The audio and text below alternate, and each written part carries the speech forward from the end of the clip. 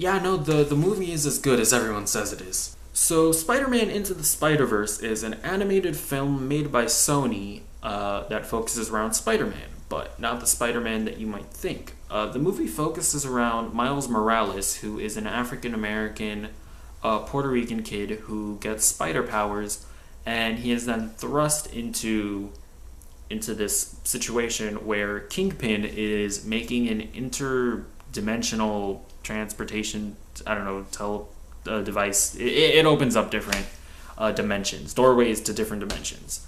And he is just thrust into this situation. And that's the basic setup of the movie. And like I said before, this movie is fantastic. By the way, Peter Parker is in this movie, and there are actually multiple spider people in this movie. And I will say, one of the concerns that I had going into it was that it wasn't going to focus on Miles, but that is not the case at all. This is very much a Miles Morales movie, and all the other characters are side characters. And that's probably the thing that I was most worried about going into it, and they immediately make it clear that this is a Miles Morales movie. And yeah, and all the other spider people are also used very effectively. A lot of them are used mainly as comedic relief, but I think that's fine, right? You don't want to oversaturate the movie. They're used as much as they need to. The film mainly focuses on Miles, but they also don't push like the spider people that you care about, right? Like the Peter Parker Spider-Man. They do a lot of neat stuff with him that I won't spoil, and also Spider-Gwen. They do some stuff with Spider-Gwen and to make her a decent character. But yeah, like characters like Spider-Ham and Spider-Man Noir and Penny Parker, they're mainly used as comedic relief. I would say that the most impressive thing about this movie is that it's just a good movie. Take away the Spider-Man aspect of it, take away the superhero aspect of it. This is just a really solid movie about a boy, like learning to cope with a new step in his life. It's really well done. The script is fantastic. The character moments are great. There's some moments in this movie that will really get you. I choked up. I nearly choked up like 3 times in this movie, and I wasn't shocked by it because I was hearing, like, from what I was hearing, I was expecting the second coming of Jesus, but it's just a really solid movie, which is something that I think will surprise a lot of people that maybe aren't like me who stays up to date with like reviews and like watches a bunch of movie podcasts and movie channels, right? Like I think a lot of people will be surprised by just how heartfelt and emotional this movie gets at times. And the most impressive thing about this movie is definitely the animation. The animation in this movie is unlike anything I've ever seen before. It's this weird blend of 3D and 2D animation that makes it look like a comic book. And like there have been movies where people have gone and been like, "Wow, it feels like I was reading a comic book."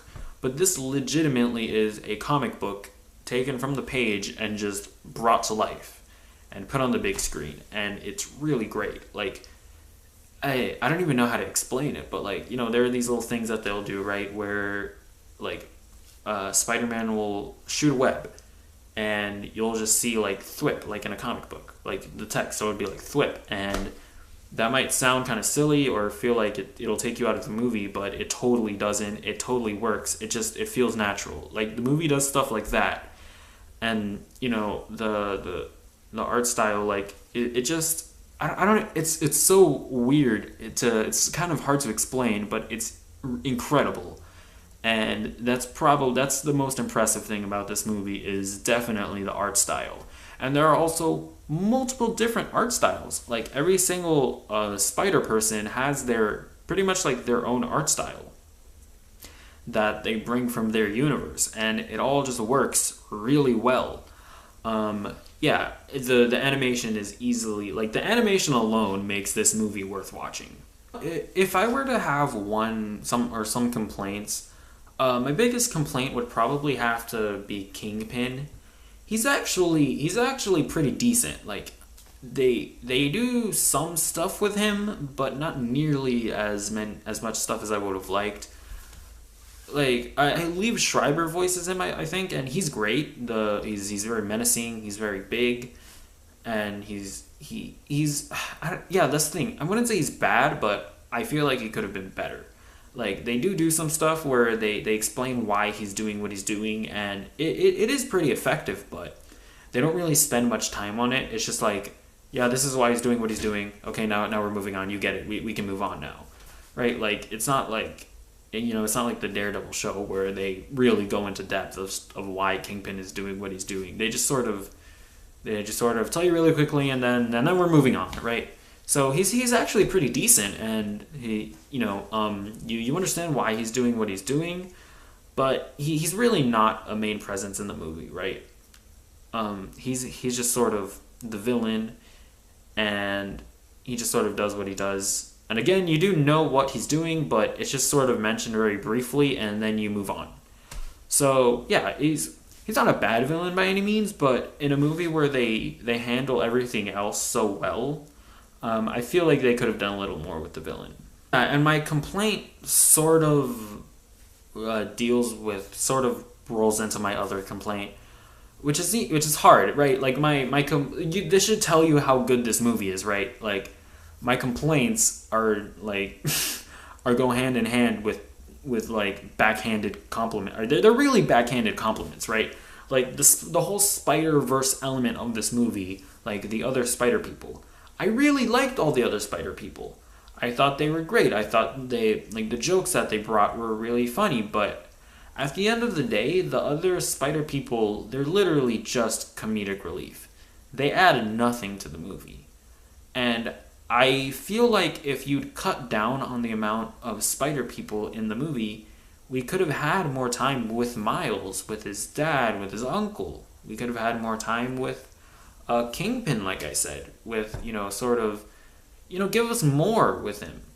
Go a little bit deeper with his motivations. So yeah, I thought they could have done, I don't know, like, it's weird, right? Like, I did enjoy the Spider-Verse element of it, but at the same time, it sort of came at the expense of other elements of the movie that I thought they could have fleshed out a bit more. But really, at the end of the day, my complaints they're minor. They really are minor. Like, at the end of the day, I enjoyed this movie a lot. Yeah, and as I think about it more, I think they probably could have extended the runtime of the movie a bit.